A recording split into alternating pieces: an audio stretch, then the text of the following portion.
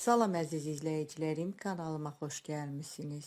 Bugünkü videomda mövsümündə tez-tez hazırladığım yumuşaq, qaysılı piroqun reseptini sizinlə paylaşıram. Asan bir piroq reseptidir.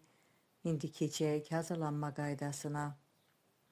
Bunun üçün ərzaq qabına 3 ədəd yumurta sındırmışam. Üzərinə 1 çimdik duz, 1 çay qaşığı vanil, 1 stəkan yarım şəkər tozu əlavə edib mikserlə qarışdırıram. Mikserlə 2-3 dəqiqə mayonez halına gələnə qədər yaxşı-yaxşı qarışdırıram.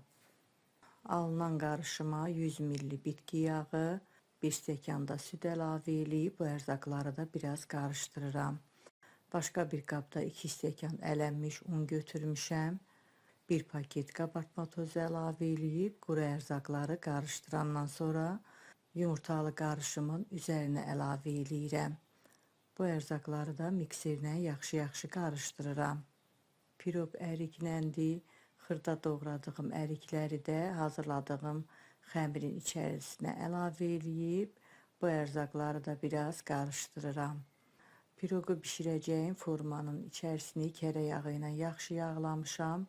Üzərinə də biraz un səpirəm.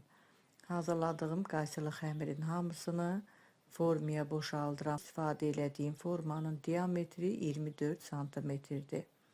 Qaysıları əvvəlcədən aypara şəklində doğramışam. Videoda göstərdiyim kimi xəmirin üstündən düzürəm. 180 dərəcəlik sobada 35-40 dəqiqə bişirirəm. Piroq artıq yaxşı pişib, çöplə yoxlayıram. Əgər ələ yapışmırsa, deməli içərisi də yaxşı pişib, qoyuram, qalır, tam soyuyur. Soyandan sonra zövqə görə üzərinə şəkər pudrası da səpmək olar. Kəsək görə içərisi necə alınıb, hündür, pambıq kimi yumuşaq, çox dadlı bir piroq alınıb. Hazırlayacaq olan hər kəsə öncədən nuş olsun deyirəm. Videonu izlədikdən sonra bəyən düyməsini basmağı, dostlarınızla paylaşmağı, yeni videolardan xəbərdar olmaq üçün kanalımıza abunə olmağı unutmayın. Sağ olun, yeni videolarda görüşənədək.